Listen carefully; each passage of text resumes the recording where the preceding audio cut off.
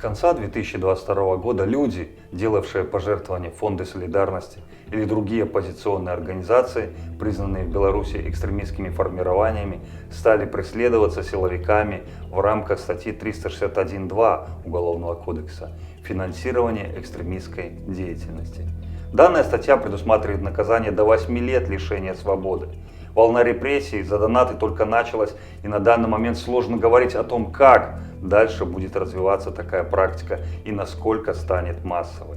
О том, как режим преследует тех, кто проявил солидарность, мы расскажем в нашем выпуске.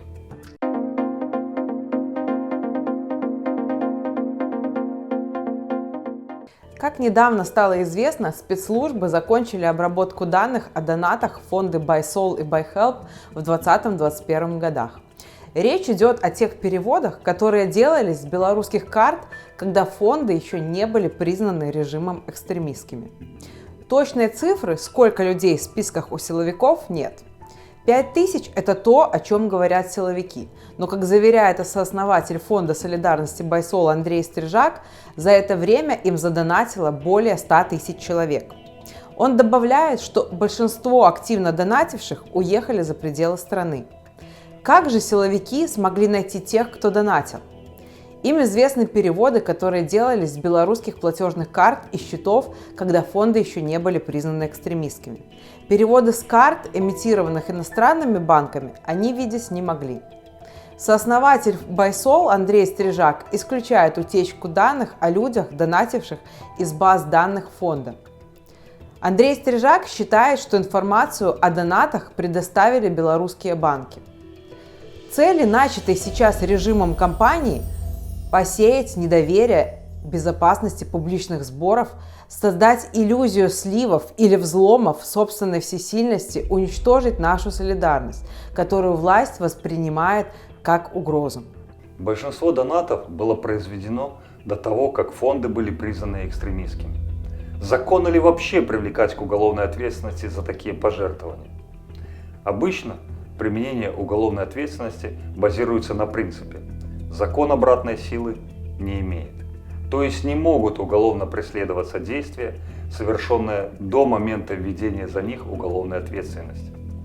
Фонд BuySoul был признан экстремистским формированием 3 декабря 2021 года. И получается, уголовное преследование, связанное с этим фактом, допустимо лишь за действия, совершенные уже после признания фонда экстремистским.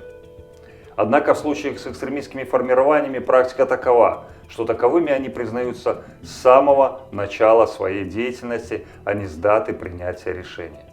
И это дает властям пространство для распространения нового законодательства на старые случаи.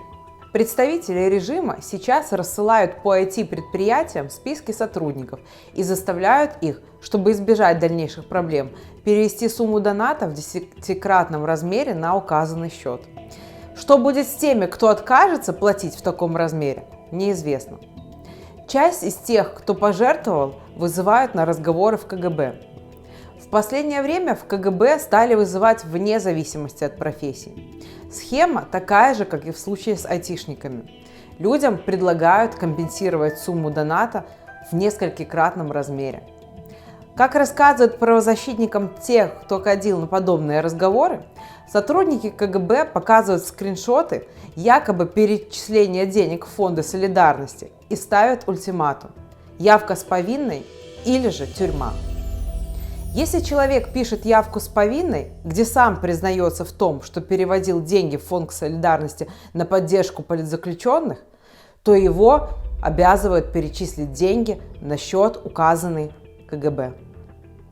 Сейчас известно о примерно 15 задержаниях людей, донативших в фонды солидарности. В основном это представители IT-индустрии.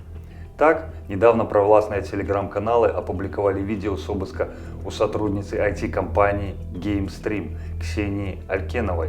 По словам силовиков, в 2020 и в 2021 годах через донаты в Facebook она произвела 9 платежей в фонды солидарности на общую сумму $425. Сейчас на нее заведено уголовное дело по статье «Финансирование экстремистской деятельности». Дмитрий Качановский был задержан сотрудниками КГБ 21 марта 2023 года. Его обвинили в том, что он донатил организациям поддержки белорусов. Дмитрию вменяют около 10 эпизодов.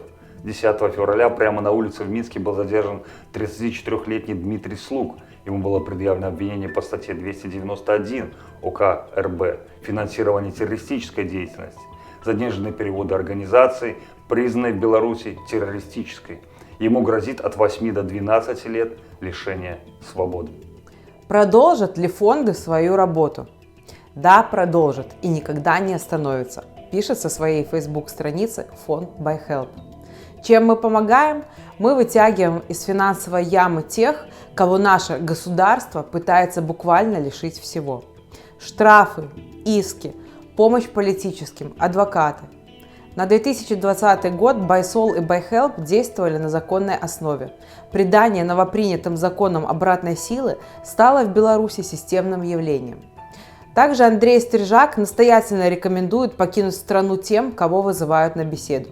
Никто не знает, чем она закончится конкретно для вас, написал Стрижак в своем телеграм-канале. Подписывайтесь на наш канал и поддержите нашу работу на Патреоне по ссылке в описании к этому видео.